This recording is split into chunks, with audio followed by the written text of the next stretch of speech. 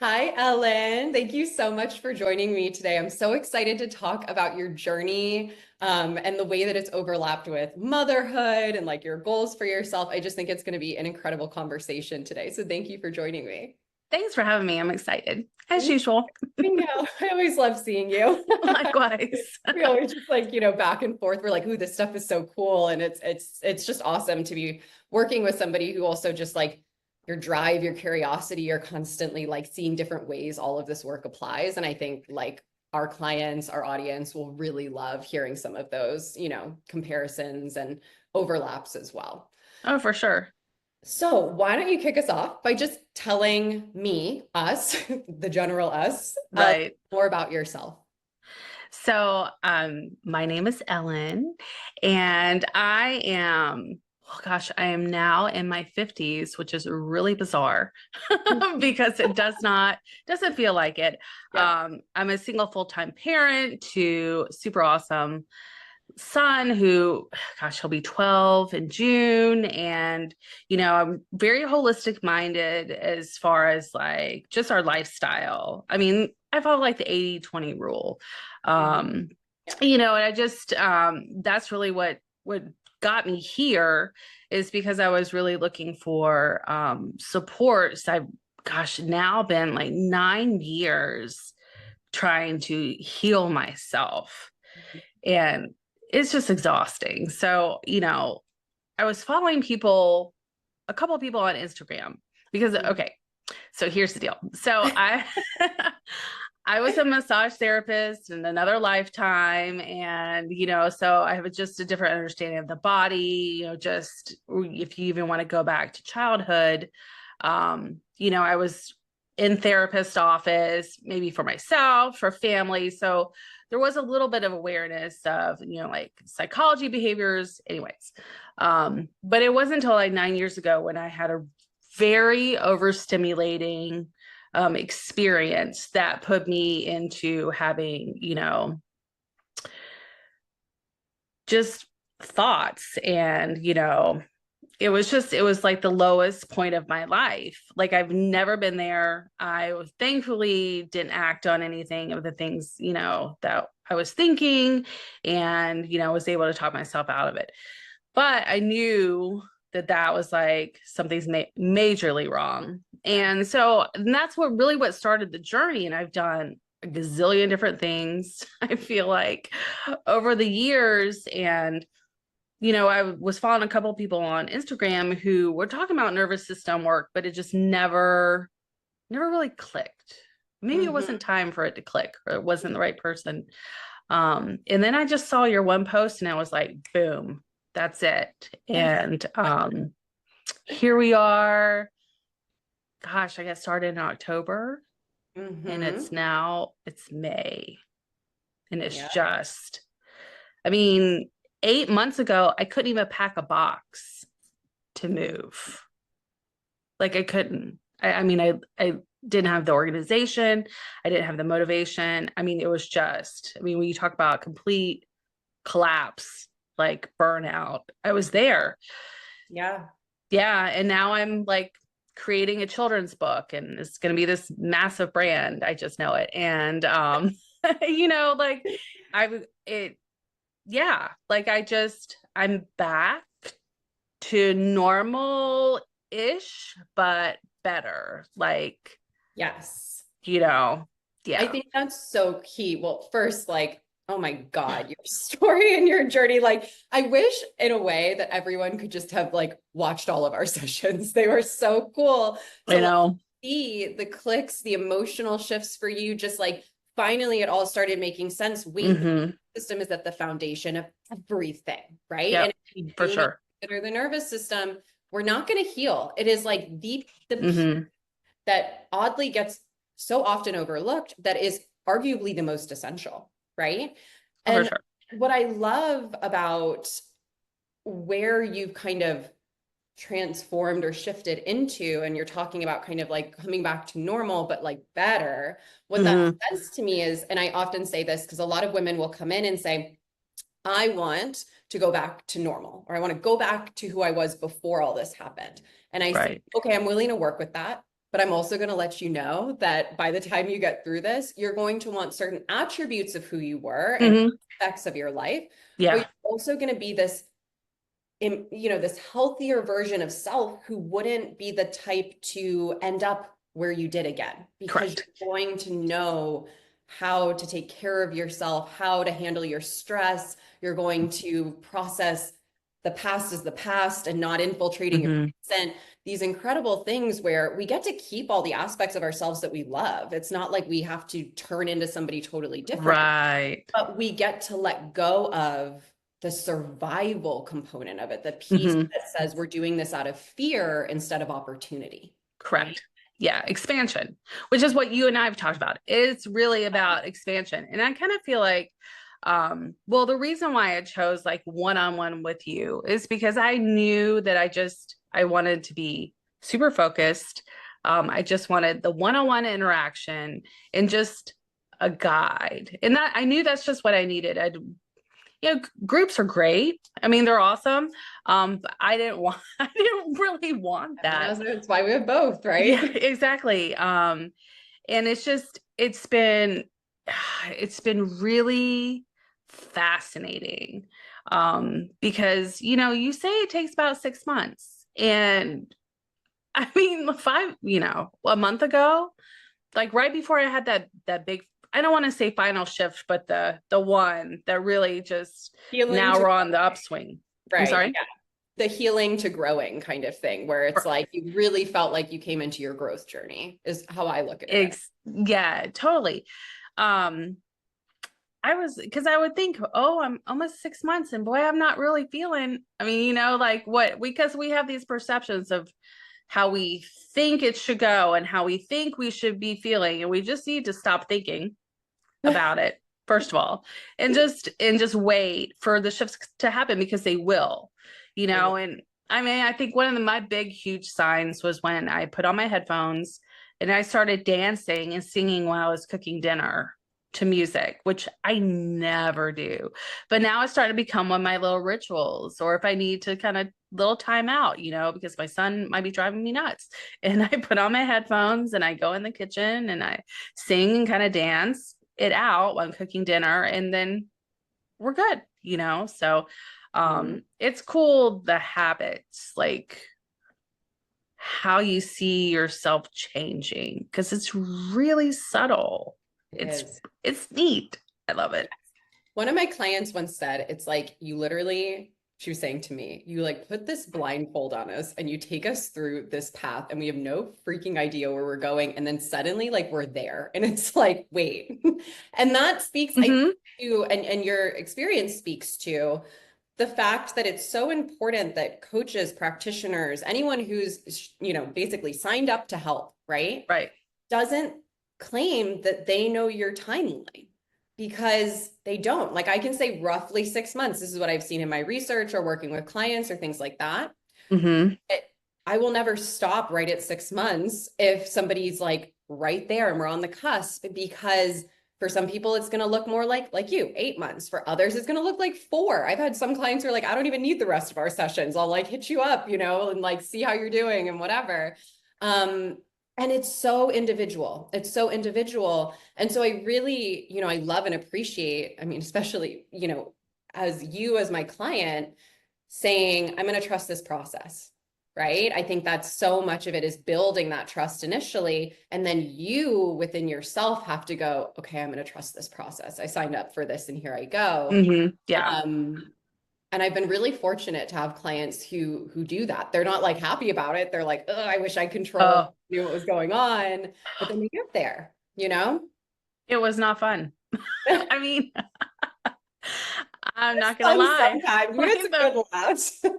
the at first, I mean, there was a lot of resistance, which I kind of knew was normal, but I thought, oh, well, I've kind of been in this space for a while. No, no, no, no, no, no. I was still like, I don't want to do this. I don't like the way this feels. No, I don't. And then as I started processing things and, releasing some of the trauma from my body, and just kind of, and actually literally being in a different space because we moved. That's why I couldn't pack a box. I actually had to have my mother help me pack the boxes to move because it was just so bad. And being in this space, I know has helped for sure. Um, and then it just didn't even occur to me until you said to me about a month ago, well, it sounds like, you're just kind of in you're now in like a maintenance stage. Because you Mm, and I had started working now on like expansion in abundance. Because I was like, I am really tired of addressing my trauma, mm, releasing the trauma. And like, I'm tired of it. Like I've thought about it to death a million times. And I'm kind of over it. And I'm ready to open because I feel like, and this is why I didn't even get into talk therapy or anything like that, because I feel like you're focusing on the negative, like you're focusing on contraction. And I don't need to rehash that. I do that enough on my own. And so when we started doing the expansion work, the opening, the abundance, I mean, that was it. We were just off. I mean, so it's really cool though, especially if you listen to your intuition, like what your gut tells you to do, and then mhm, do that. mhm. And Yes. that's the whole thing, right? Is like at first, I think in the journey, any client is very, I don't want to say dependent on me, but is very much looking to me of like, Oh, okay, for what, sure. and I Mm-hmm. really believe it's my honestly like ethical duty as a practitioner to eventually go, okay, you are going to stop looking at me as much and look at yourself. And so Right. I might be doing this, and you might go, you know what, that doesn't feel right for me today, right? Because I'm Mm-hmm. not you, so I can't know all the time, right? And you did a beautiful job of segueing into this collaboration with me is what it really felt like. And then eventually being able to kind of guide your own ship, right? Where it's like, Mm-hmm. this is what I need today. And so it started off me being like, this is what I think we should do today. And I feel like by the end, it was like, you're like, this is what I would like to do today. And I thought that Yeah. was such a cool shift and transformation. I also, want to speak to what you were saying about talk therapy, trauma, rehashing, right? I always say that phrase like, any woman I work with could write a freaking thesis on her mind. Oh, Like, I do not need to teach her more about she has gone through it all and like how mm-hmm. and we have this fix it culture and we don't have to fix it. We're not broken, right? And that Right. something that is so foundational to nervous system work, which is actually your system's working, it's doing its thing. It's just in a way like misfiring a little bit or has been, wired towards really biased data from your past, Right. right? Sure. And so as we continue to rehash and continue to reactivate, essentially, we can really feel like we are living in heaviness, negativity, discomfort. And I Mm-hmm. think a lot of this work that you really embraced is learning that sitting with feel and not even, I feel like it's moving with feelings, right? Like we don't Right. even sit, but being with our feelings, arguably we should be prioritizing those feelings of joy, of connection, of like little moments of like peace, and not creating this fear association, this kind of like, oh, of course you're going to resist that because that feels so heavy. But Right. instead, this really beautiful experience of curiosity and abundance and expansion. And I think that that's once that registered with you, it was like a whole different story. It was about how can I be playful, have fun in my healing, dance around the kitchen, play with my Yeah. son, write this book. And it transformed, Oh, definitely. And I think we owe it to ourselves to sit with the uncomfortable feelings too. And Oh, that was the one thing I learned because even before I got started working with you, I had noticed that I didn't cry a whole lot. I would mhm, have the angry, irritable outbursts, just unhinged, but I wouldn't cry, like mhm, very rarely. And so I think part of the process is to create space for yourself, wherever it may be, to allow those emotions to come up and get them out, even if it feels awful. But you have to move that feeling out. mhm, And so I know that was key because I had quite a few moments sitting here on the couch, just bawling like a baby. The whole month of January, I just sat in anger, pure anger for an mhm, entire month, just sat in it. And finally that cleared. But, you know, it's just, it's gonna be uncomfortable at Yeah. times, and you just have to roll with it. I mean, because it's temporary. It'll process. It will not be like that forever. I mean, but then once you get to the expansion point, the joy, which is what you always tell us, is to, you know, when we're looking for our wins, you know, we're looking for our glimmers, you know, we're starting to focus on the joy, the things that feel good, like, you know, and it almost kind of, even with my son, I'll even say to him, you know, well, how did that make you feel? Does that feel good? If that feels good, then let's do more of that, you know, to start to teach him, because I think we focus too much on the negative and what's wrong, and we need to focus on the things that make us feel alive. You know? Absolutely. And when we're in survival mode, it feels like that choice of focusing on the things that make us feel alive is kind of taken from us. Like I talk a lot about how this work helps us to reclaim our autonomy, our choice back, Mm-hmm. right? Yeah. Because when we're so in that survival state, it is not as easy as just saying, I'm just going to choose to focus on joy, or we'd all not be here. We've all, you know, thought our I way. know.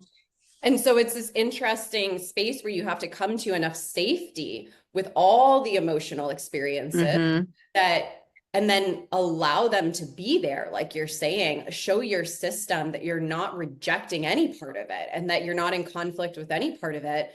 And from there, that safety breeds the ability to see through that discomfort as the soul experience. And I think what you're speaking to as well is the idea that we can become multifaceted. Like I can be grieving something or having anger from something, and I can also Yep. have joy at the exact same time, that I can Mm-hmm. see the world in more complexity and different hues of emotional states instead of just, I am just my discomfort, I am just my pain, I am just my past. And And just my label, my diagnosis, like, yeah, exactly. yeah, no, Absolutely. no. Absolutely. So you brought up your son a couple of times, and I would love to speak to, or have you speak to, some of your motivation and in this work, and also how it's converted to your relationship with your son, your parenting, and all of that. Because I know for you, modeling regulation was a huge driver and why you Mm-hmm. decided to pursue. And honestly, even before deciding to pursue my program, has been a huge driver in you being like, I'm gonna freaking figure this thing out and I'm gonna heal, right? Oh, for sure. Well, you know, I didn't want him to grow up like me, 50 years old, having to find somebody like you to help heal from my childhood. Mhm. And that is really it, because it's not his responsibility to manage my emotions, Mhm. period. And, you know, even through all the other things I've done, you know, the one thing that's really kind of stuck with me is that you can't expect your child to be regulated and behaved if you are not regulated, Mhm. period. And I know just from my own personal experience, even as a child, that responsibility fell on me. You know, I was expected to behave while the parents were highly dysfunctional. Yeah. I mean, you know, you name it.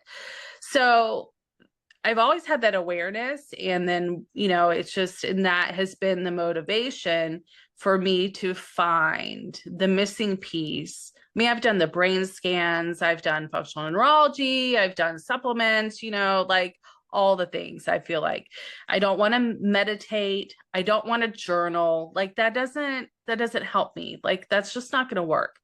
Um, but I know the best way to break these generational patterns that I grew up with is I have to fix myself, period, heal myself. And then that will heal the child, because, and we're actually a lot closer now. We have more fun together. I feel like when there is friction, it's just kind of normal friction. Like it's Yeah. not on a daily basis. We have more days where everything's just kind of good than not. You know, he's also a tween, so we're dealing with hormones and all that fun behavior stuff. But I also wanted to be sure I wasn't modeling, you know, having that nightly glass of wine or two or four either, because that's still that's not a solution. It's just not healthy. Every once in a blue moon, sure. But I want to be the parent for him that I wanted as a child, or should have had as a child. So, Absolutely. yeah. And, I want to feel better about myself. I Mhm. don't want to feel the way you feel when you're such a state of dysregulation. I mean, I Mm. don't, I just didn't like the way it feels. Yeah, So, absolutely. I mean, it really feels, we live in a lot of guilt and shame, right? We for live in sure. shame from these old beliefs we hold on to from childhood that, people mistreated us, but we put it on ourselves. Like, what did I do wrong? I am bad. Right. Live in guilt for the reactions that we have very reasonably, considering we're in survival, but we maybe have an outburst, whether it's at your son or colleagues, or maybe even at yourself, and you're just like, damn, right? And so then we have that guilt mixed with the shame and mixed with the anger that comes. And I mean, man, it just feels like we are constantly trying to catch up, or we are constantly trying to like stay our head above water. And it's no way to live, right? It really isn't. And I think what is so equally impressive as I wish I wish not so much the case. This will make sense. The Okay. women like you and women that I work with who are just the most fucking badass, like driven, like, and I always say driven. I don't want capitalistic standards here. I mean, like, you are driven in Right. passions, you are driven in your love for your child and your love for life, like all these things, that fervor, right? Right. Are also the ones who will be so stubborn and really just go, I'm feeling this awful, but I have other people I need to worry about or other things I need to worry about. And it comes from your deep love and empathy. And it is like admirable, but it breaks my heart because I think about myself too, because you and I are very similar. We kind of pushed For ourselves sure. to the brink before we like went on this journey, Yes.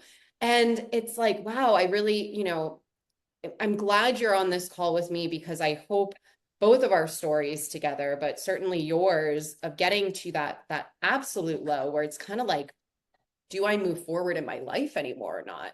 Right. Let's women see I can start this work a little earlier, right? Like I can see some of the signs earlier and I don't have to wait until it's absolutely the most out of hand it could be before reaching out, right? Yeah, for sure. Like if you already know there's some things that you're just not happy with or whatever it is, like I know just from everything that I've learned that I don't care what you label it, I don't care the diagnosis, I don't care what it's called. The root cause of it is nervous system dysfunction. Mhm. Period. Period. Period. And so when I came to that realization, like through you, I was like, aha, this is the missing piece. This is what I should have been doing. Well, even as a child, you know what I mean? Like, but even 9 years ago, that's really, it addresses the root cause of whatever it is that, whatever your behaviors are or not, because when we hit freeze, we're not really doing anything. Yeah. We're just existing, like you're a shell of yourself. And then you may even have to reach down to like your pinky toe and grab that one little inch of I have to do something. I deserve better. I want more with my life. I mean, it may just be like that small Right. of a glimmer of hope, but you have to hang on to it Yeah. and bring yourself out. But there is a way. I don't want to do meds. I mean, I just, I knew it was within me that that's where I'd find my joy and my happiness. And, like it's wild. I mean, it really, once you get there, it's like and it's funny because we do somatics and everything too. So it's almost like the only way you can define it for yourself is through the way it feels in you. And it's like hard Mm-hmm. to sometimes put language to it, right? You really do become so in tune with your body that you're like, wow, this feeling, and you almost can't, you can't teach it to anyone who hasn't gotten there, basically, right? It's like this powerful, gosh, just incredible, right? And I see you living in that. And I think that your journey in this speaks volumes to the importance of like us learning that we are the experts on us, right? Is that I Mm-hmm. work with women who do decide to do meds, don't decide to do meds, Right. to do somatics, don't like somatics, want to do vagal toning, like women Yeah. love this kind of somatics but hate this kind, or love this subconscious work but hate that kind, right? And it's so Right. important that we remember that we're ultimately in charge, right? That we're not Mm-hmm. children going through this journey, that we know ourselves, we know what we want, and therefore we're going to move forward with that path and find the best way to support ourselves. And I really do think in even making that decision and reclaiming some of that autonomy, you built trust with your system, right? You Oh, didn't, for sure. somebody else knows better than me. You said, I know what I want and I know what I need. And that's like so gorgeous. Yeah. It's the reparenting too. Yeah. It's just like the cool, I mean, like, it's so hard to describe the whole process and how it feels, but I can't believe that well, I can, but I can't believe that I am where I am today in this moment. Like, how it feels, like the direction my life is going, like everything, like when you hit the point of being able and open to receiving joy, abundance, whatever you want to label it. I mean, it's just the coolest thing, that alignment, because then everything starts going boom, boom, boom, boom, boom, boom, boom, boom, boom. At least that's how it's been for me. I mean, it's just like, okay, I'm on the right path. This is where I'm supposed to be. I really feel at home with myself. I mean, Mm, it's just, I know, it's just, I am, you always use the word bask. I love the way that you frame things and your viewpoint on things. Like, it's just like, wow. But now I really am basking in the joy that I feel within my body, and even my tolerance for behaviors and others mhm. that has shifted. I mean, like, I mean, and to the point of a boundary. And so that's been really cool to see how quickly the evolution, like Mm. once you hit that point, it's just, I mean, I am at a loss for words for a moment, you Yeah, know? it's profound. It's honestly profound. Yeah, I was making a joke recently to someone where I was like, if you get a type A woman or like a driven woman or like a bad, however you want to identify, just like a go, right. right? To decide that she's over something, over it, whatever, that it like ceases to exist, right? So we Mm-hmm. get to that place emotionally, not intellectually, because a lot of us have decided like, I'm over it intellectually, but emotionally, our subconscious is still holding on to in our body these things as protective mechanisms. But you got to this place where you were like, I'm over anyone else controlling my life. And I'm over, not being respected in the way that I want. And I'm over this idea that I am going to kind of give always and not be able to receive and not be able Mm-hmm. to, prioritize myself. And the second that emotional shift happened, right? It's like it is gone, man. Like the boundaries are set up, like you're going after your passions, your interests, and there's always more growth and, learning to do. But it's just been phenomenal to see how quickly all of these rewards came when you got there, Yeah, right? So that's I know. where people don't believe this work can be done in a short period of time, but truly it can, because it's almost a couple, but it's like one overall kind of big shift that needs to happen towards who do I want to be? How do I want to show up in the world? What do I deserve? And when that, Yes. everything else starts to fall into place, right? I always Yeah. say there's a point where I go, I can just take my hands off the wheel and just, you guys would just keep going. Like, of course I'll be here as a support, but like the Yeah. wheel is spinning and it's like, it's done. You're good. Right. Yeah. Yeah. I had a thought and then I just lost it. But It was poof gone. I don't even know what else to say about that. Um, yeah. It's been really quick. Oh, this is what I was gonna say. I will actually be completing something. So that's another huge thing, is because the dysregulation, you're all over the place. You get the dopamine hit, you know, what we would call under ADHD, where you start something and you don't finish it because you're off to something else. Well, I'm going to be finishing this project, and so it's really just given me a different insight that when I am locked into something that I'm in alignment with, like truly heart aligned, not mind, heart aligned, I have no problem finishing the project. So, and this is, I mean, I'm creating like a children's book and a coloring book and stickers and mapping out brands and, you know, other editions and all of that. And it's just like, boom, it's just, I mean, it's, I cannot describe how it feels. I just can't. But I mean, it's just, you know. I know.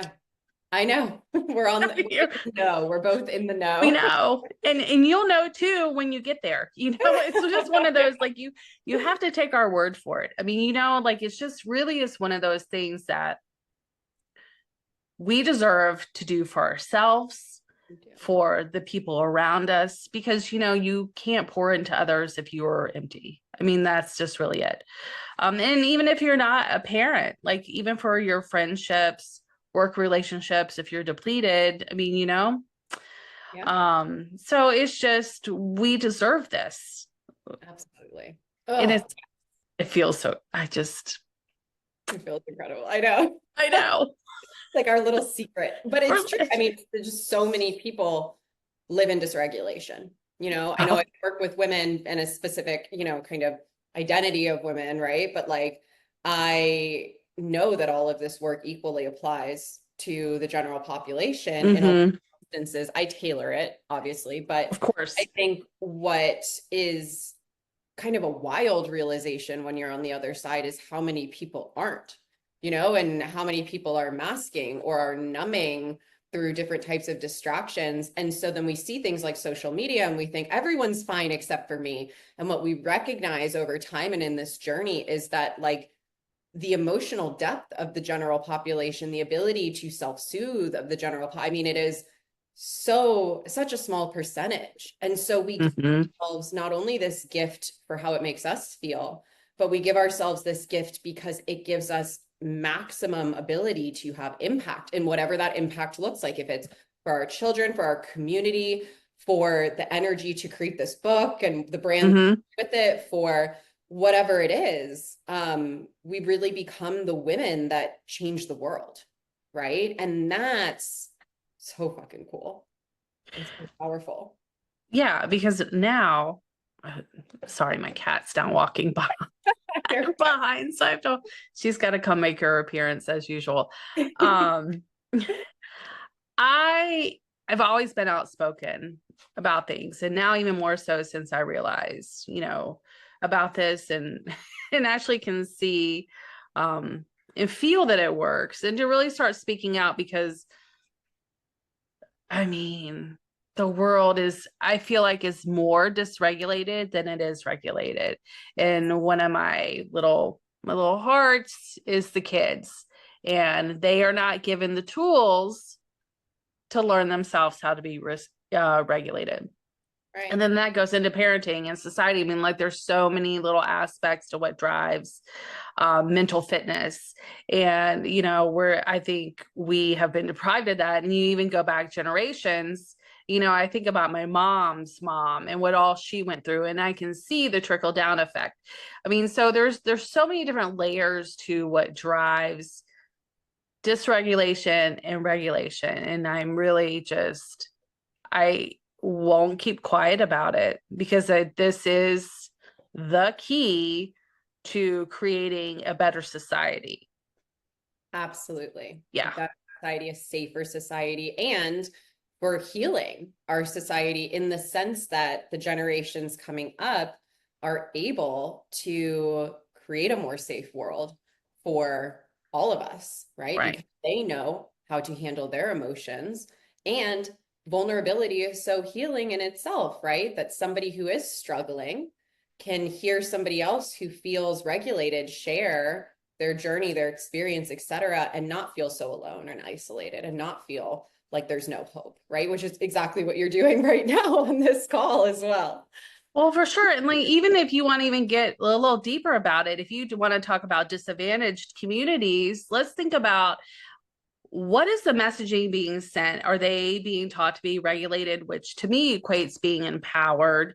It gives you drive, vision. You surround yourself with like-minded people that therefore help to uplift you further. So if you want to really look at the big picture of it, I mean, let's look these disadvantaged communities. They are being, I feel like the messaging is more of one that keeps them dysregulated and keeps them in a state of contraction and keeps them in a state of poverty and keeps them in a state of the negative and versus the abundance. So if you really want to, well, let me backtrack, but keeping, I know, it's just like, well, you and I could talk about this for probably like a couple of weeks, I'm sure, and like never run out of things to talk about. But, it starts with you.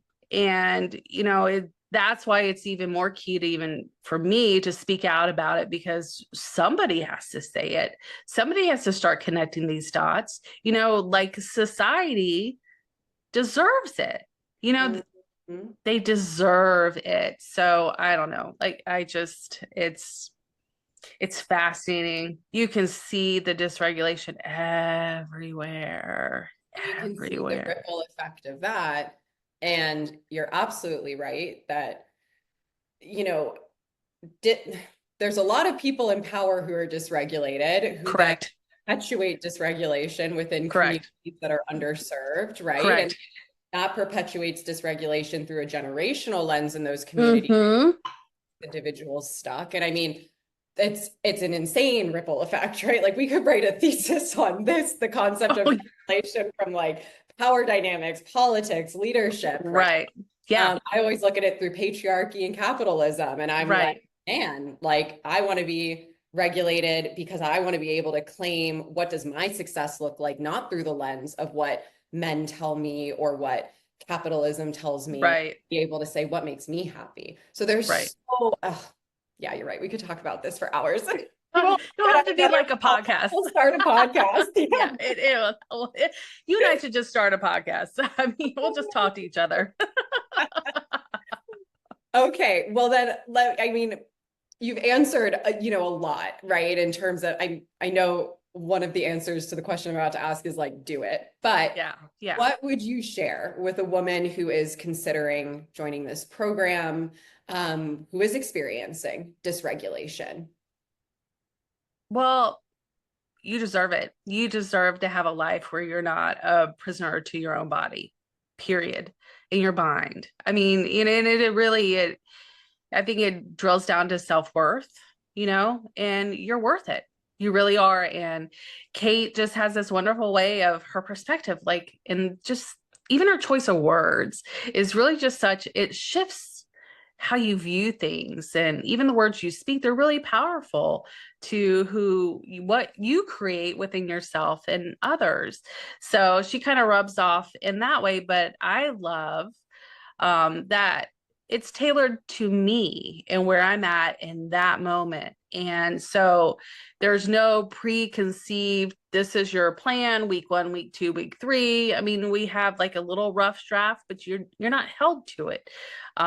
It really is, it's for you. And I like working one-on-one because that's just what I needed. It was just to have that sounding board that's with me and gives me space to process.